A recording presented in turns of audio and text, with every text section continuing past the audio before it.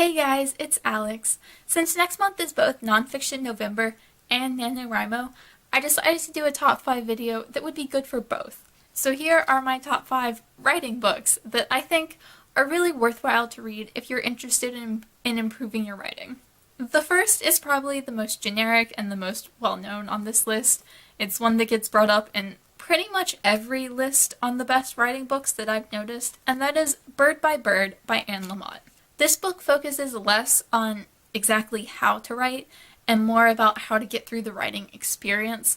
It doesn't offer a lot of technical writing advice, but what it talks more about is things like writer's block, things like how to motivate yourself, things like how to function as a writer and how to get through your writing.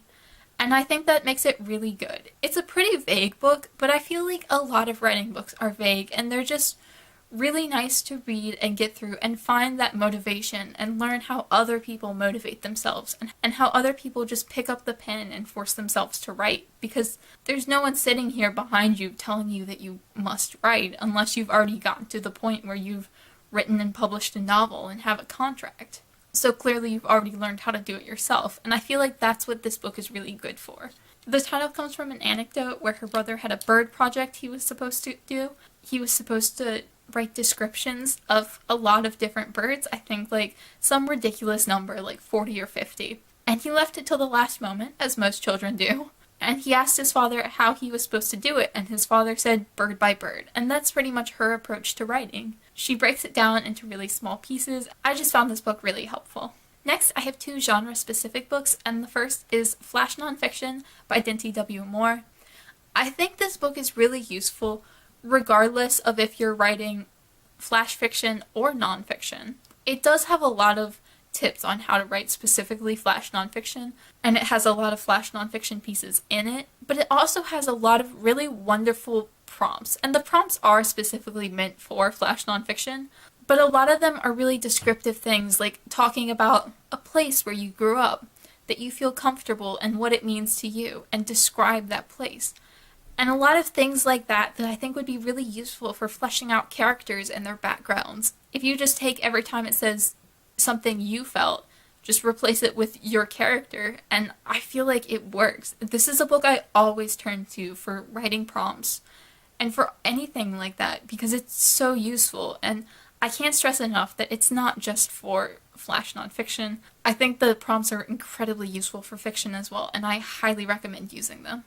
Next is A Short History of Fantasy by Farah, Mendlesohn, and Edward James. This is a specific fantasy book, and it's less about the writing of fantasy and more about fantasy as a genre and the history of it, but I do feel like if you're a fantasy writer, it's important to know the genre. It's important to know what's come before you, not just what's popular now, but how the genre has evolved.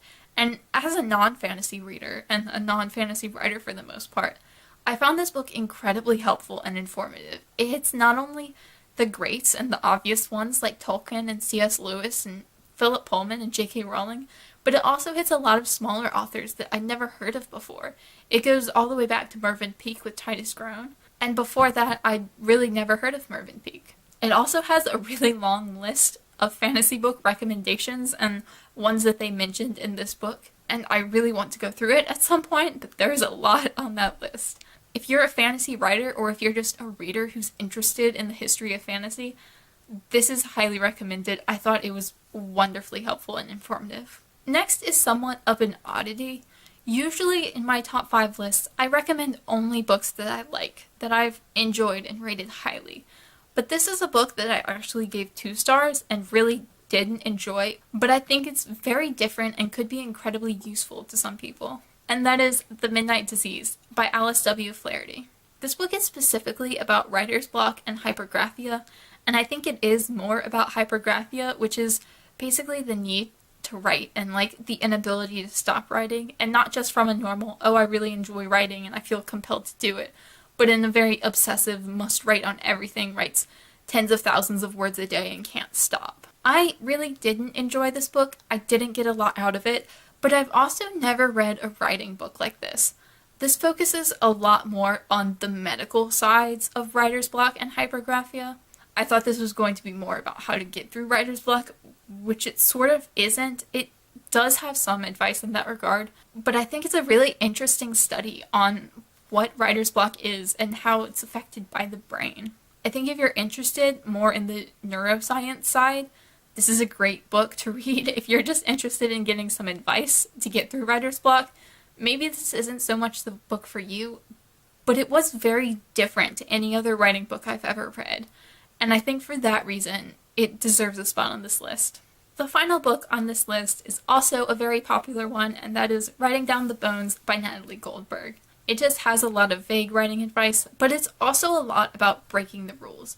It's unique in the way that it teaches you a lot of the important writing rules and what often gets said as a rule, and then it teaches you how to break them. It tells you to forget that rule and do what you want, and I think having both those things side by side is really helpful, because you should learn the writing rules, and you should break them. But you need to have both of those things. If you don't understand why the rule is there, you're not going to understand how to break it well.